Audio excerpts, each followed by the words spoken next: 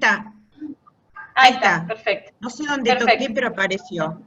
Bueno, la citogenética, como ustedes saben, es la ciencia que estudia los cromosomas, su estructura y su función, y algunas veces dan trabajo como ahora. Bueno, si ustedes observan esta imagen, que es muy bonita, son cromosomas obtenidos de sangre periférica, que no son tan lindos como los que obtenemos de médula, que tienen a veces una morfología más fea, y me gustaría que se detengan un momentito a mirar esta imagen, y vean que hay algunos cromosomas que tienen tamaños, por supuesto tienen tamaños diferentes, como el cromosoma 1, el cromosoma 22 y el 21 que son pequeñitos, y cada uno tiene un patrón de bandas determinado que permite diferenciarlos a uno del otro.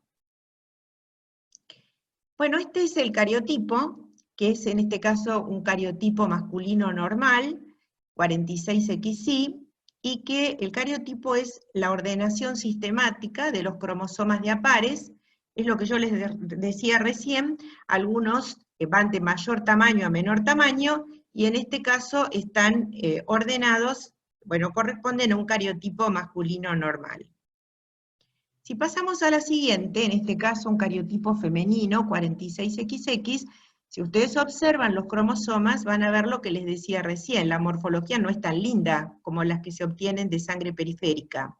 La morfología en este caso son cromosomas obtenidos a partir de médula ósea, la morfología no es tan linda, el número de bandas es menor, pero bueno, con esto hacemos nosotros diagnóstico. En este caso, como les dije, corresponde a un cariotipo femenino normal. La citogenética ha pasado por distintas etapas, como pasamos todos, por diferentes etapas. La citogenética comenzó por la década del 50, en el año 55-56, cuando Yu y Levan descubren por primera vez que el número de cromosomas de la especie humana era de 46. Hasta ese momento se pensaban que eran 48.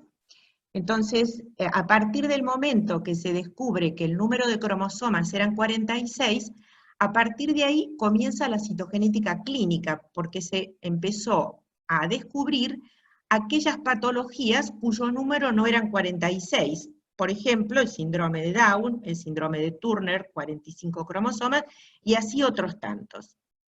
En la década del 80, la citogenética evolucionó a la citogenética molecular. ¿Ustedes me oyen bien? Bueno, sí, Marta. Sí, perfecto, gracias. Perfecto. Muy bien. En la década del 80 comienza la citogenética molecular con el advenimiento de la técnica de Fish, a la cual me voy a referir en la clase. Se llama citogenética molecular porque toma conceptos de la citogenética clásica y de la biología molecular.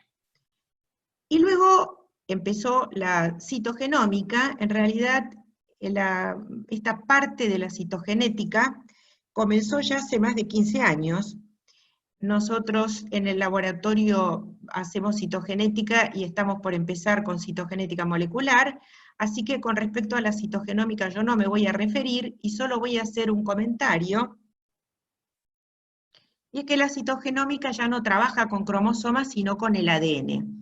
En el caso de tratarse de un desorden hemato-oncológico, toma el ADN tumoral y lo hibrida con un ADN normal sobre un chip, donde se encuentran las ondas que nosotros, o sea, los genes que queremos investigar. Vuelvo a repetir, no voy a hablar de esto, nosotros no lo hacemos en el laboratorio aún, esperemos hacerlo algún día.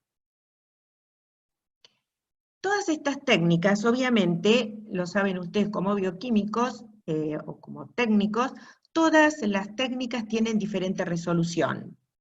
Entonces, el cariotipo nos permite ver anomalías que van desde un 5 a 10 megabases, el FISH de 100 kilobases, y las metodologías de citogenómica o de microarrays permiten ver entre 20 y 200 kilobases. Pero lo importante, creo que va a ser la conclusión más importante que vamos a obtener al final de la clase, pero me voy adelantando, lo que ustedes también saben, que todas las técnicas son complementarias, todas tienen un pro y un contra. Entonces, lo importante es poder saber cuándo tenemos que utilizar cada una y qué nos aporta cada una. Bueno, en primer lugar tenemos que saber cuándo se pide un estudio citogenético. La citogenética es una disciplina altamente abarcativa porque involucra una serie de patologías en las cuales se hace diagnóstico. En los pacientes con malformaciones múltiples, en los pacientes que tienen retardo mental, con o sin dismorfias, en pacientes con baja talla, siempre digo el mismo chiste, no todos, porque no todo el mundo que tenga baja talla tiene que hacerse un estudio citogenético, en pacientes con amenorrea, en parejas que consultan por esterilidad, parejas que tienen abortos espontáneos, en familias que tienen antecedentes de anomalías cromosómicas, en diagnóstico prenatal. Ustedes saben que el diagnóstico prenatal es un campo donde la citogenética tiene una alta aplicación, y finalmente los desórdenes hemato-oncológicos. Y lo puse en rojo porque es a los cuales me voy a referir, porque es hoy por hoy los desórdenes en los cuales el laboratorio nuestro hace diagnóstico. Como ustedes saben, un paciente que consulta al hospital por un desorden, hemato-oncológico, o por cualquier otro, primero es visto por un médico, o sea que el diagnóstico primero es la clínica. En el caso de la hemato-oncología es muy importante que el médico hematólogo haga una observación de la morfología de las células, y en base a eso se haga un diagnóstico presuntivo. Son muy importantes los marcadores inmunológicos para hacer diagnóstico, la citogenética y también la biología molecular. Obviamente voy a hablar de la citogenética. Vamos a ver ahora en qué casos se pide un estudio citogenético en hemato-oncología. Son muchas las patologías en las cuales la citogenética hace diagnóstico. La anemia, en pacientes con anemia, consultan por pancitopenia, trombocitopenia, en las leucemias agudas y crónicas, en los linfomas, en las mielodisplasias, en las bandas monoclonales, en los mielomas múltiples y también en los pacientes trasplantados. Hay que hacer estudios pretrasplante y seguimientos post-trasplante. ¿Y en qué momento el médico hematólogo pide un estudio citogenético? Al debut de la enfermedad, como yo les comentaba recién, generalmente se tiene un diagnóstico presuntivo, entonces se pide un estudio citogenético. Ahora vamos a ver para qué, porque muchas veces el diagnóstico ya está. Vamos a ver qué es lo que aporta el estudio citogenético, y en otros casos es diagnóstico. O sea que el estudio se pide al debut de la enfermedad por sospecha de un diagnóstico o para confirmar un diagnóstico determinado. También se piden, como les comenté recién, post-tratamiento para hacer control, y otro momento en el cual hay que pedir un estudio es en la recaída de la enfermedad, para ver si el paciente tiene el mismo cariotipo o si tiene anomalías adicionales en el caso que las tuviere, o si las presenta y no las tuvo antes. ¿Y para qué hacemos todo esto? Como todos los estudios, uno lo hace para saber todo aquello que se aleja de lo normal, o sea, para ver patología. Y las anomalías cromosómicas que las patologías que podemos detectar, son tanto de estructura como de número. Y dentro de las anomalías de estructura, yo señalé con rojo las traslocaciones, porque son las anomalías cromosómicas más frecuentes que vamos a ver en citogenética en los pacientes hemato-oncológicos, aunque obviamente también vemos inserciones, duplicaciones, también de lesiones, cromosomas marcadores y alteraciones de número.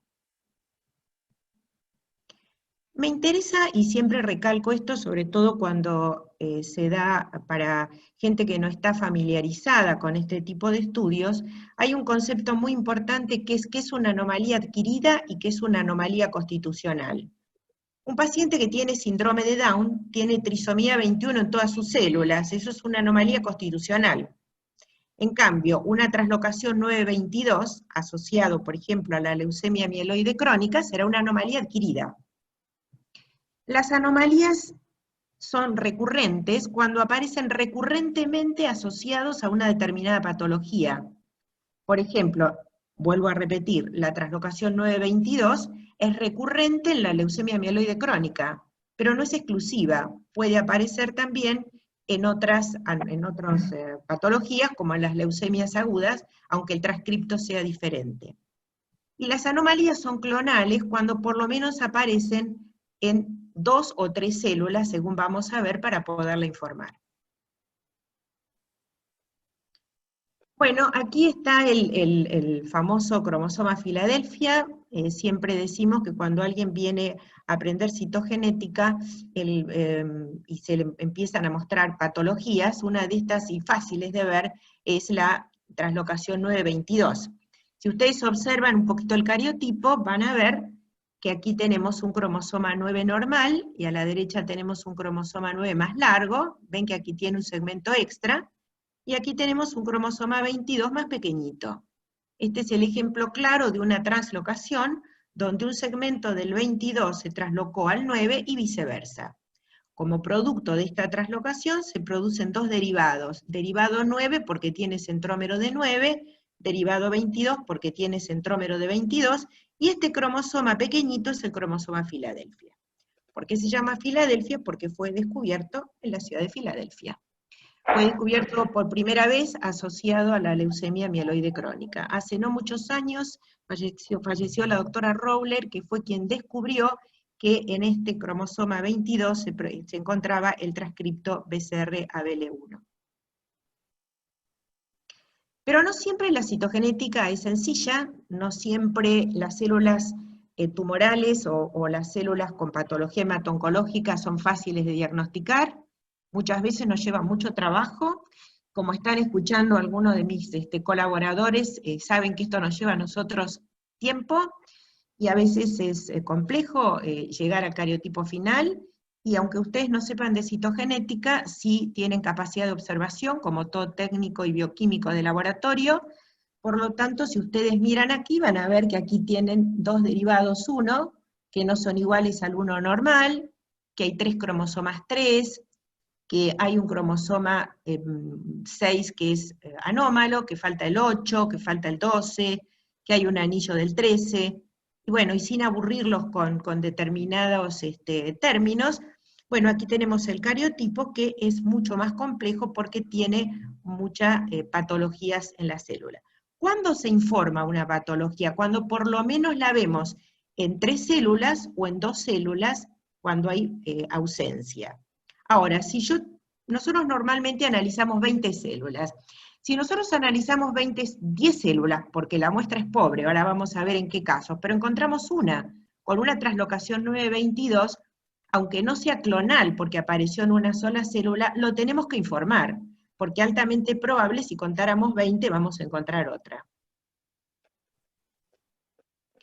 Bueno, yo suelo dar estas clases muchas veces para médicos y para bioquímicos, y al médico le recalco siempre lo mismo, y ustedes lo entenderán muy bien, que si la muestra que recibimos es mala, siempre digo lo mismo, no esperen tener resultado. Entonces, para que el estudio citogenético sea exitoso, fundamental es la calidad de la muestra.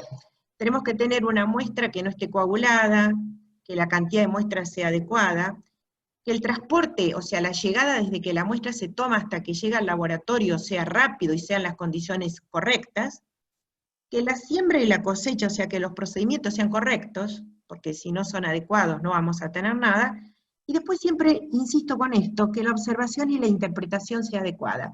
¿Y por qué digo esto? Porque todos ustedes saben que están en el hospital o en sus trabajos porque han tenido una formación previa.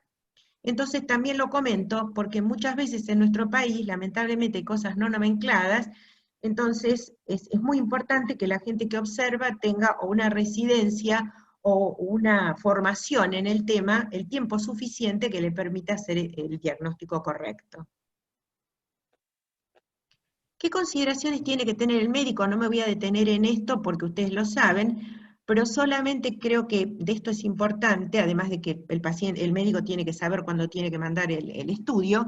Para nosotros es muy importante que nos diga, además del diagnóstico presuntivo, que muchas veces no lo tenemos, que nos diga si hay estudios previos. ¿Por qué?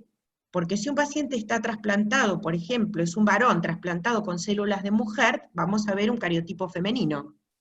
Por eso es muy importante que el citogenetista sepa o tenga la mayor cantidad de datos posibles. lo estoy viendo a Leandro, supongo que a ustedes les pasará lo mismo desde la biología molecular o de los estudios que haga cada uno de ustedes. Para nosotros es muy importante tener el diagnóstico presuntivo porque nos va a decir cómo tenemos que proceder después.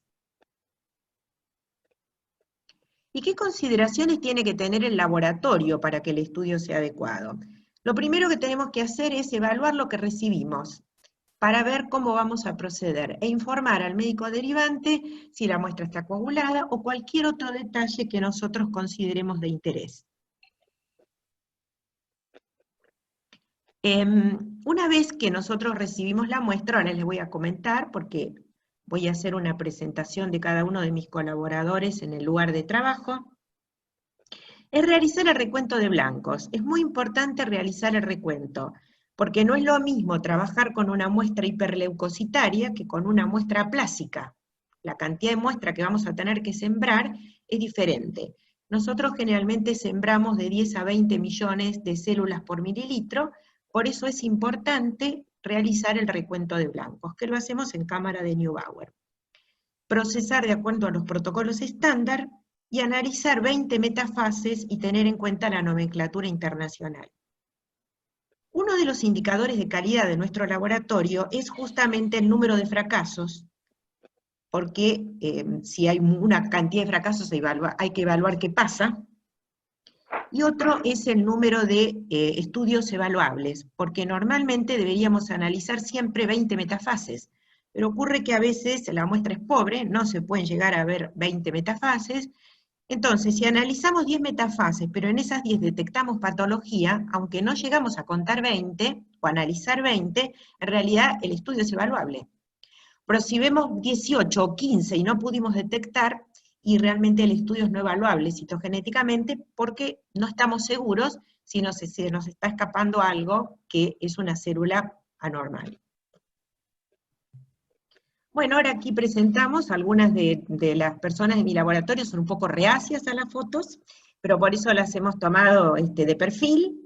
Aquí vemos a Alejandra y a Rocío, que están justamente observando y analizando, haciendo un recuento celular de las muestras que reciben, como les decía recién. Lo primero que ellas hacen es hacer un recuento. En función de eso, ven la cantidad, los mililitros que tienen que sembrar de cada muestra. Si nosotros tenemos el diagnóstico presuntivo, que insistimos siempre que es muy importante tenerlo, en función de eso vamos a hacer la siembra. Por ejemplo, si tenemos una muestra de un paciente que tiene una leucemia aguda, ustedes saben que los pacientes con leucemias agudas tienen blastos circulantes. Por lo tanto, si hacemos un cultivo sin ningún mitógeno, va a haber células que se dividen y no necesitamos hacer que se dividan, porque ya se dividen per se. Entonces se hacen cultivos de 24 o de 48 horas. Pero si tenemos una leucemia crónica, como es la LLC, también se hace un cultivo a 24 horas, pero se hacen cultivos a 72 horas porque hay que colocar mitógenos para estimular. No es lo mismo un linfoproliferativo a células T que a células B, porque los mitógenos son distintos. Por eso insistimos siempre en la importancia del diagnóstico presuntivo. Por supuesto, a veces no lo tienen, pero siempre hay un diagnóstico probable, si no, no se pediría el estudio. Bueno, aquí tenemos el otro paso, una vez que que los técnicos han realizado la evaluación, hacen la siembra, no hay ninguna propaganda con microfilter, es el que tenemos, así que por eso lo muestro. Trabajamos aquí en la cabina de bioseguridad, donde se realizan siempre, nosotros tenemos que hacer siempre 2 cultivos, porque el CAP nos pide siempre que hagamos 2 cultivos en condiciones diferentes, o sea que lo hacemos siempre, que es factible, hacemos 2 cultivos, a veces 3. Se coloca en medio y en suero adecuado, y eso va a la estufa, y una vez que va a la estufa se hace la cosecha. Como yo quería mostrar a todos los técnicos del laboratorio, hoy agregamos a Karina, que fue en nuestra técnica incorporada el último tiempo. En este momento ella está realizando lo que llamamos la cosecha del material, que ha estado en la estufa 24, 48, 72 horas, se hace la cosecha, y luego se hacen los extendidos. Este es un resumencito de la técnica que vimos recién. Estos son unos dibujitos que hice yo hace mucho tiempo, pero siempre los muestro.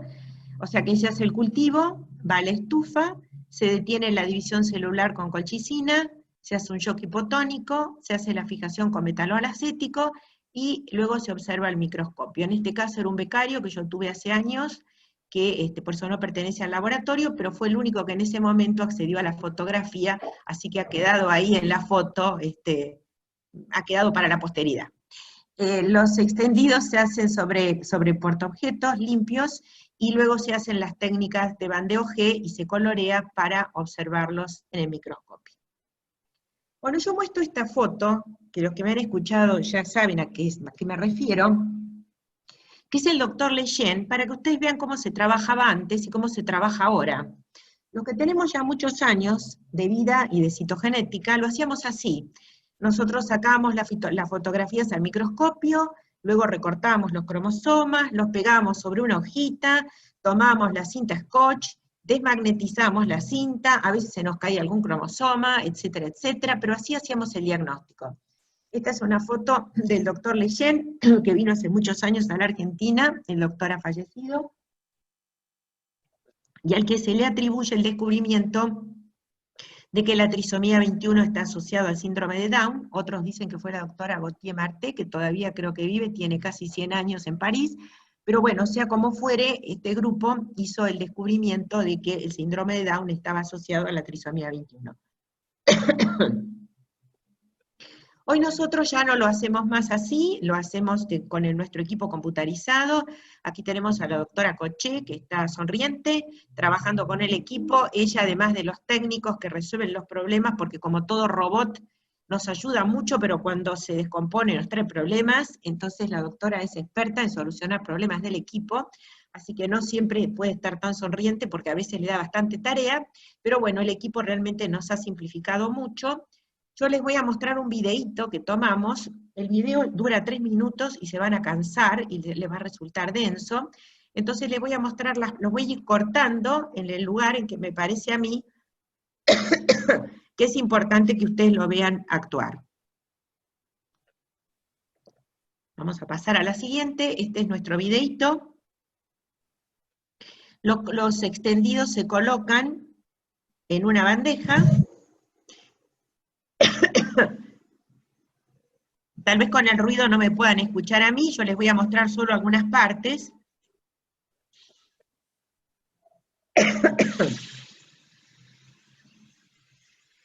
Aquí se colocan los extendidos, ¿ven? Los slides que ya han estado bandeados.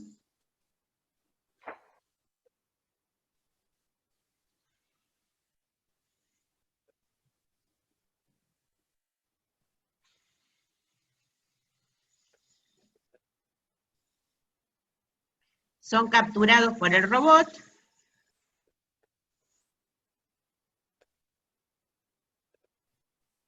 Y luego lo que hace es un escáner de cada uno de los preparados, va escaneando.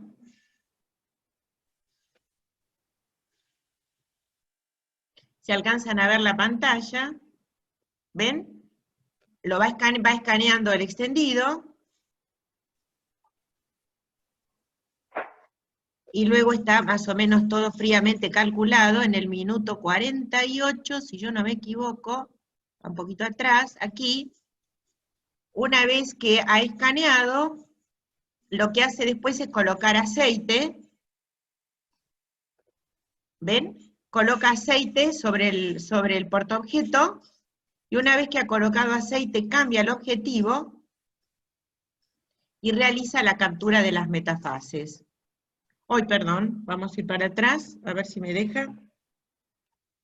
A ver si puedo ir para atrás. No sé cómo hacer para ir para atrás, ahí va. Bueno, quiero mostrarles la parte final. A ver.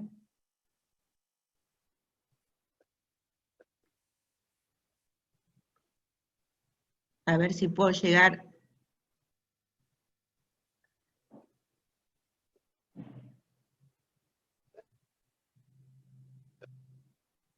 Perdonen la desprolijidad, pero no me es fácil llegar justo al minuto 48. Aquí, en esta parte final, van a ver cómo captura, una vez que ha colocado aceite, cómo captura las metafases, y ahí terminamos el video. Igual esto lo va a quedar grabado, así que ustedes lo pueden ver en detalle. Ven, ahí va colocando aceite, y empieza a capturar. Si lo toco se va a ir, así que vamos a dejar un momentito para que vean cómo captura las imágenes, y después lo paro.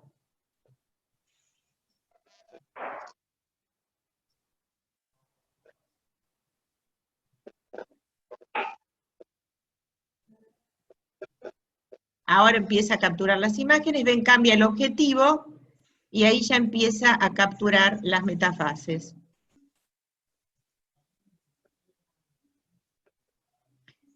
Esto me hace acordar a mí cuando en la televisión empiezan a hacer una torta, empiezan a probar y después muestran el producto final. Entonces, bueno, ahí ven, aquí ven las metafases, cómo las va capturando. Así que ahora captura las metafases y ahora pasamos a la siguiente. Bueno, una vez que están capturadas las imágenes, se ven van a las computadoras, cada uno tiene una estación de trabajo. Esto fue tomado pre-pandemia, así que estaban todos muy contentos el momento que tomé la fotografía, y estos son los profesionales del laboratorio.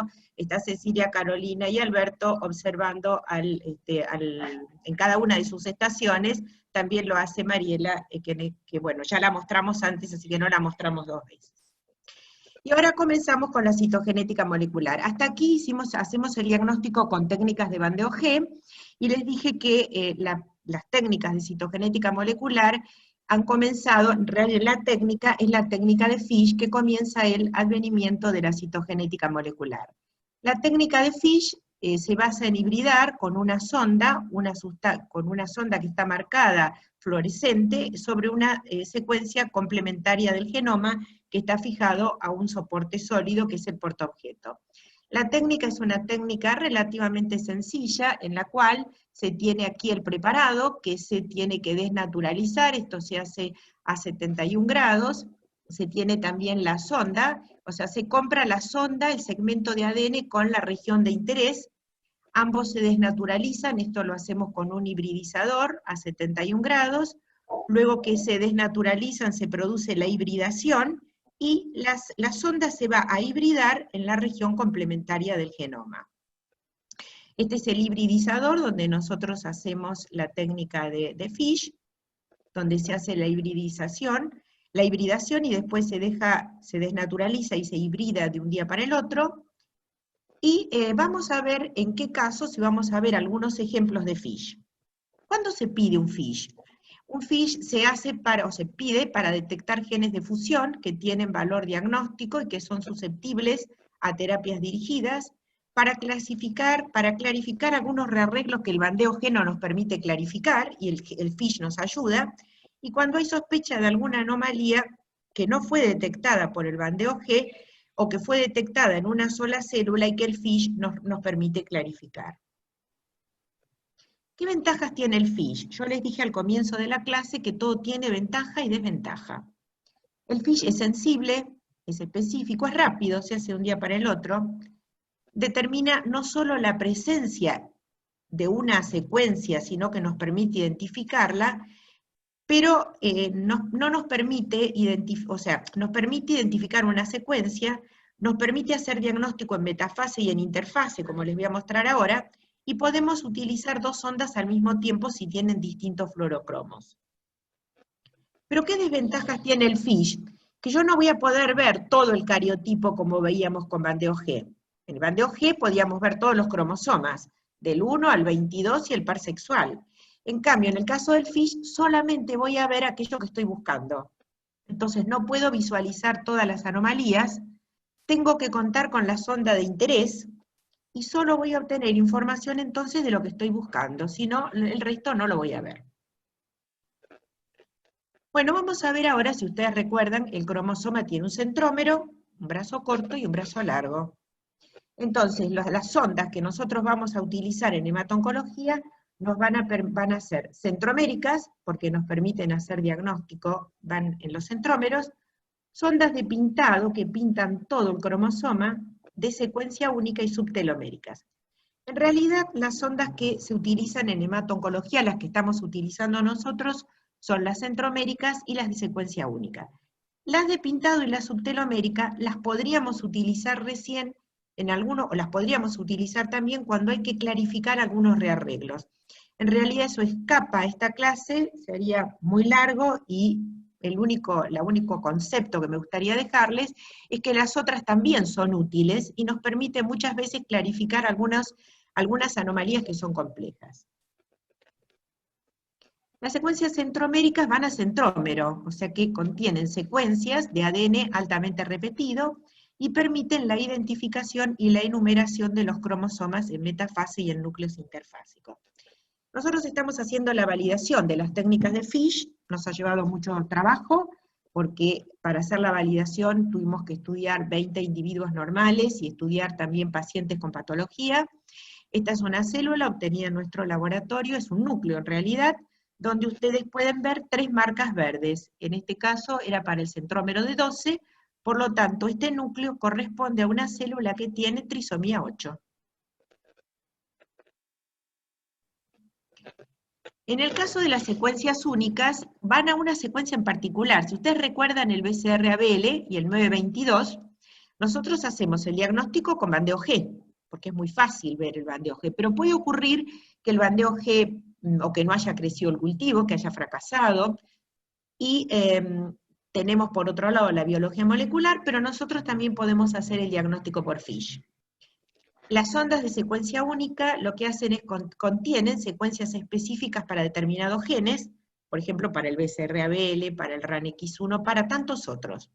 Permiten detectar translocaciones, duplicaciones, deleciones, inserciones, inversiones, y ahora vamos a ver algunos ejemplos para que no les resulte tan aburrido. Existen distintos tipos de sondas, pero nos vamos a dedicar, en realidad nosotros utilizamos las dos últimas, y quiero que se concentren en este dibujito de la derecha, y que piensen en el 922 que vimos hoy. Yo tomé ese ejemplo para hacerlo más claro, y para no complicarlo con otras patologías, que sí va a ser un poco tensa la clase. El cromosoma 9 sería este, ven que tiene una marca roja, y este sería el cromosoma 22. Este sería el 9 normal y el 22 normal. Cuando se producía la translocación, ¿se acuerdan que teníamos un cromosoma 9 con un segmento de 22, y un 22 más cortito, que era el cromosoma Filadelfia? Si se marca con un fluorocromo rojo el 9 y un fluorocromo 20, el verde, el 22, cuando se produce la translocación, va a haber dos derivados que van a tener, como la sonda atraviesa el punto de ruptura, estos dos cromosomas van a tener marcas amarillas, el derivado 9 y el derivado 22. Si lo vemos en metafase va a ser más fácil, pero en los núcleos también se puede ver, como vamos a ver ahora, porque vamos a tener una marca roja, una verde y dos amarillas que corresponde a la fusión. ¿Se entiende? Después no sé si vamos a tener tiempo como para que hagan alguna pregunta, si no, saben dónde ubicarme. Esta es una fotografía, una imagen tomada de la literatura, pero que me pareció bonito mostrarla. Aquí ven un 9 normal, un 22 normal, y aquí se ven los dos derivados. Les dije que el FISH se ve en metafase y en interfase, o sea, también podemos hacer el diagnóstico en interfase en el caso que no tengamos metafases. Y estos sí son de nuestro laboratorio, son muy bonitas. Aquí ven un núcleo normal que tiene dos marcas verdes que corresponde al BCR y dos marcas rojas que corresponde al ABL1 en el cromosoma 9, y ven aquí que se ven muy bonitos fusionados dos marcas amarillas y una marca verde y una marca roja. Aquí tenemos una imagen correspondiente a otra sonda, que es la 821, en este caso normal. Tenemos, ven, los cromosomas 8 normales y los 21 normales. Nosotros hemos tomado controles para hacer esto, algunos de los cuales fueron donantes que nos han colaborado, entre ellos algunos de los que están escuchando aquí, que nos han cedido o nos han aportado muestras de sangre para poder hacer estas validaciones.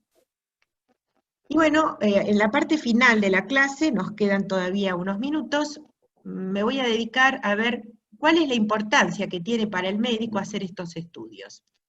Y vuelvo a repetir, yo tomé una parte de la citogenética, porque cada uno es un mundo, que es la hemato-oncología. Tal vez en un futuro podamos dar alguna charla, no sé si me tocará a mí o a quien esté, pero sobre cuál es la importancia de estos estudios en todo lo que es patología del retardo mental y en diagnóstico prenatal. Me voy a dedicar específicamente a lo que hacemos nosotros, que es en hemato-oncología. Bueno, la información que se le aporta al médico es sumamente valiosa. ¿Por qué? Porque muchas veces el diagnóstico presuntivo ya lo tenemos, a veces no, pero si lo tenemos, el aporte que hace el estudio citogenético al médico hematólogo es informarle qué rearreglo encontramos, qué traslocación o qué rearreglo si hacemos el FISH, y el aporte es con respecto al pronóstico. Por ejemplo, encontrar una traslocación, en el caso de las leucemias mieloides agudas, la traslocación 821 tiene pronóstico favorable, a punto tal de que los pacientes que tienen esa traslocación entran en protocolos específicos porque tienen esa traslocación. Se los trata específicamente para ese rearreglo. Lo mismo que la traslocación 15 y 17, ustedes saben que el rearreglo PML rara, a nosotros nos llega el diagnóstico, a la par lo hace la gente de biología molecular, pero para nosotros, esa información hay que darla muy rápido al médico, porque ustedes saben que entran, son pacientes que tienen coagulación intravascular diseminada, entonces tienen una terapia adecuada, y por lo tanto el aporte que se le hace con el estudio citogenético es muy valioso. En realidad es muy valioso el nuestro y el de la biología molecular, porque a veces hay discordancia de un lado o del otro, por eso es muy importante tener o disponer de los dos estudios en mano. Bueno, esto sea, vamos para atrás, a ver, bueno, lo mismo otras patologías que tienen mal pronóstico, por ejemplo, todos aquellos genes que involucran, todas aquellas translocaciones que involucran al 11Q, que es que el gen KMT2A tiene mal pronóstico. Bueno, esta es una imagen que en realidad me la cedieron a mí en el Hospital Garrahan, está un poco desactualizada, pero sirve para mostrar, para que vean que, por ejemplo, los pacientes que tienen inversión del 16 tienen una sobrevida libre de evento muy alta, generalmente les va muy bien a estos pacientes, no así a los que tienen alteraciones del 7 o alteraciones del 11Q. O sea que en definitiva el estudio citogenético, el aporte que da es fundamental con respecto a en qué protocolo va a entrar el paciente, y es un dato muy importante que se le da con respecto al pronóstico. Lo mismo ocurre con las leucemias linfoblásticas. Nosotros aquí en el hospital tenemos no muchas linfoblásticas agudas, pediátricas, tenemos más del adulto, pero estos datos permiten ver, esto está tomado para patología de pediatría, las células, los pacientes que tienen hiperdiploidías les va muy bien, son pacientes con buen pronóstico. En cambio, encontrar el cromosoma 922, por ejemplo, en linfoblástica aguda, es de mal pronóstico. A diferencia de en las leucemias mieloides crónicas, donde encontrar el cromosoma 922 es de buen pronóstico, en cambio, tanto en linfoblásticas como en mieloide, el pronóstico es malo. Bueno, y me parece importante detenerme aquí. ¿Por qué? Porque en realidad es una pregunta que en general nos la hacen muchas veces, y también nos la hemos hecho nosotros. Sabemos cuál es el aporte que le damos al médico, pero ¿dónde estamos parados nosotros con respecto a los estudios de secuenciación masiva, a los estudios de citogenómica que no hacemos nosotros? Y me parece también importante saber dónde estamos parados nosotros en el mundo. Y por eso yo rescaté este trabajo, no lo rescaté, lo leí, un trabajo publicado en el 2019, con respecto a qué recomendaciones da el Grupo Europeo de Citogenetistas sobre los estudios de citogenómica. Porque nosotros nos podemos preguntar, ¿y en la era de la citogenómica es valioso todavía hacer un estudio citogenético cuando nosotros podemos ver de 5 a 10 megabases, cuando con las otras metodologías podemos llegar a kilobases? Y sí, en realidad el aporte que hace cada uno es sumamente valioso. No sé qué va a pasar en 10 años, porque en realidad hoy por hoy en los estudios constitucionales de retardo mental es obligatorio hacer los estudios de arrays, pero en estudios de hemato-oncología todavía la citogenética sigue siendo diagnóstica. Lo comento esto a título anecdotario. Hace unos años todavía vivía la doctora Rowley, que hizo el descubrimiento, como les dije, del la fusión BCR-ABL, se hizo una reunión, creo que fue en Filadelfia, en Estados Unidos, sobre la muerte de la citogenética. Suena tétrico, pero es así. Y en realidad ha transcurrido el tiempo y todavía está viva, tal vez no con la misma intensidad como cuando empezamos a hacerlo nosotros, particularmente yo hace muchos años, pero todavía en el campo de la hemato-oncología sigue siendo útil. Este grupo europeo hizo este estudio que me pareció muy interesante. Aquí a la izquierda están las distintas patologías. Tomemos, por ejemplo, la leucemia mieloide crónica.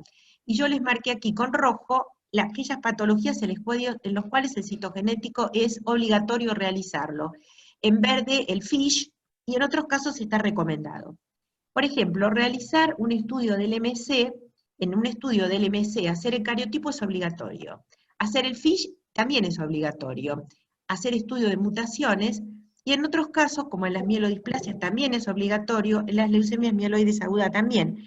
¿Por qué? Por ejemplo, en el caso de un paciente con una LMC que recae, además del 922, tiene a veces otras anomalías. Tiene trisomía 8, tiene otro Filadelfia, tiene anomalías agregadas. Eso no se ve si se hace solamente el FISH o si se hacen otros estudios. Por eso, en realidad, lo importante es que los estudios son complementarios. Y bueno, para concluir, yo creo que la conclusión las podemos sacar todos, y es que la citogenética cumple un rol muy importante en el diagnóstico de distintas patologías. Los estudios citogenéticos aportan al médico hematólogo una información muy valiosa que contribuye al diagnóstico y o pronóstico del paciente, tanto al inicio como en el transcurso de la enfermedad, y los estudios citogenéticos implican un trabajo muy laborioso, tanto técnico como profesional. Esto lo quiero destacar porque estoy segura que tanto los profesionales o los técnicos de mi laboratorio lo saben, porque muchas veces nos da mucho trabajo, y todas las técnicas son complementarias pero no excluyentes.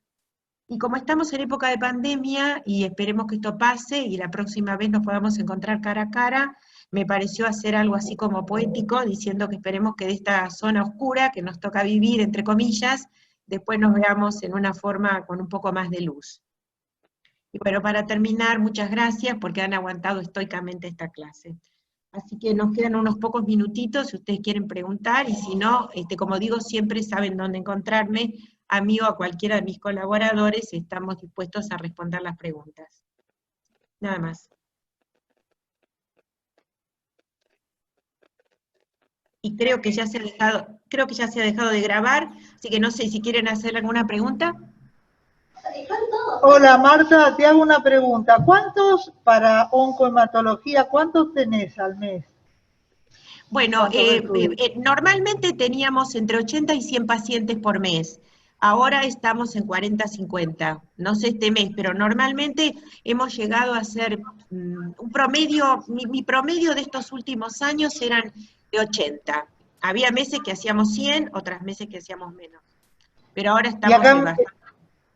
Acá estamos en todo el laboratorio y en todo el hospital, y acá con las residentes nos planteábamos cuánto tiene de cada muestra de procesamiento, qué tiempo te lleva el procesamiento. Bueno, muy buena pregunta. Nosotros, si tomáramos una muestra individual, vamos a sacar un tiempo promedio de desde que la muestra llega, ¿no? La muestra llega y lo primero que se hace después del ingreso es lo que yo les decía, la evaluación. Se hace un conteo, un recuento de blancos, que le lleva el tiempo que lleva el recuento de blancos, para eso lo tienen que diluir en medio, hacen el recuento, después que se hace el recuento hacen la siembra. Normalmente no se hace una muestra, sino se hacen 2 o 3 a la vez, o sea que el tiempo de ingresar una muestra per se puede llevarle, no sé, 10 minutos, pero si tienen 10 muestras les puede llevar un tiempo bastante más largo, más el tiempo previo de preparar. Generalmente nosotros tenemos preparado el medio, el suero, el antibiótico, todo listo y preparado, ya se ha hecho el control del lote, tengo que cuidarme porque hacemos todos los controles de calidad adecuados que hacen las técnicas, pero bueno, es variado, les pueden llevar minutos el ingreso, pero después la parte que lleva más tiempo no solo es el ingreso, sino la cosecha. Cuando se hace la cosecha, en tiempo, por ejemplo, se coloca colchicina y se coloca colcemid, que lleva media hora, después la fijación lleva otra hora, y después se hacen los extendidos. Y los extendidos llevan tiempo, porque hay que hacer un extendido sobre el portaobjeto y mirar la calidad. A veces tiene metafases, a veces no las tienen. La parte del extendido lleva tiempo. Y otra parte que lleva bastante tiempo es la técnica de bandeo, porque el bandeo es muy difícil decir cuánto. Si el extendido es lindo y hay muchas metafases, el bandeo se hace relativamente rápido. Hay que buscar el tiempo justo, nosotros más o menos sabemos cuántos segundos hay que dar de tripsina y tenemos estandarizada la coloración. Pero si las muestras son malas y tenemos pocas metafases, realmente al técnico que lo hace le lleva su tiempo. Y la observación, y también depende de la calidad del cultivo. Un cultivo para ser analizado en el Cytovision puede llevarte desde 1 hora a 3 horas y más. Normalmente hay un promedio de 1 hora, 1 hora y media, pero a veces hay cultivos que son realmente, que tienen muchísima patología. Yo les mostré hoy una metafase, pero a veces tenemos, no sé, 50, 70 cromosomas con mucha patología, y a veces lo tenemos que ver entre 2 y nos lleva mucho tiempo, o sea que es un trabajo laborioso. Marta, primero te felicito, la verdad que estaba muy bueno el Ateneo, y la pregunta es, ¿cuáles son los créditos que necesitan los bioquímicos para dedicarse a citogenética? Bueno, créditos me refiero a cuál es la formación post. Perfecto. Sí. Bueno, muchas gracias, a Marisa la reconozco por la voz, no la veo. Bueno, Marta, si querés dejar de compartir, digamos, la presentación, tal vez nos veas más al resto, a todos. Bueno, dejo de compartir y así los veo. Ahí está. Así los veo a todos, que son muchos. Hola, Cintia. Bueno, la pregunta de Marisa, bueno, ¿cuál es la formación?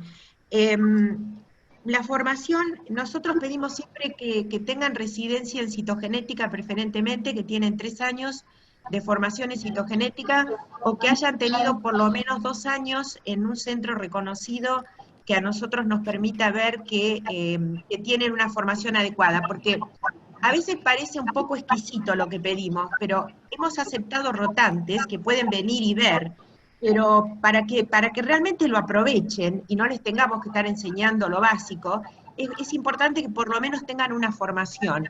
Entonces, para ingresar al laboratorio pedimos con residencia, pero para hacer rotación, y es importante que por lo menos tengan 2 años de formación en citogenética para que lo puedan aprovechar bien, porque si no, lo aprovechan poco. Les podemos mostrar, nosotros tuvimos el año pasado, rotó alguien por secuenciación que venía de otro lugar, y la tuvimos como 1 o 2 días para mostrarle rápidamente. Leandro seguro recuerda, no recuerdo el nombre. Estaba ahí al lado, entonces una persona muy agradable, le mostramos, ya que estaba ahí, le mostraba. Pero la realidad es que puede ver cómo entra, cómo se saca cultivos, pero para que lo aproveche es bueno que tengan un poco de formación. Gracias, Marta, muchas gracias, muy bueno. Muy interesante, gracias. Bueno, me alegro y agradezco a mis colaboradores porque también han contribuido con el videíto y han permitido que les sacara fotos. Así que bueno, un beso a todos y espero volver. Chau, chau. Chao. Besos a todos. Gracias, gracias.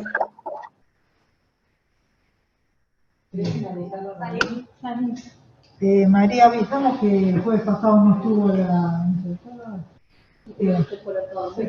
bueno. Bueno, perfecto, listo. ¿Acá salimos? Bueno. No desesperen.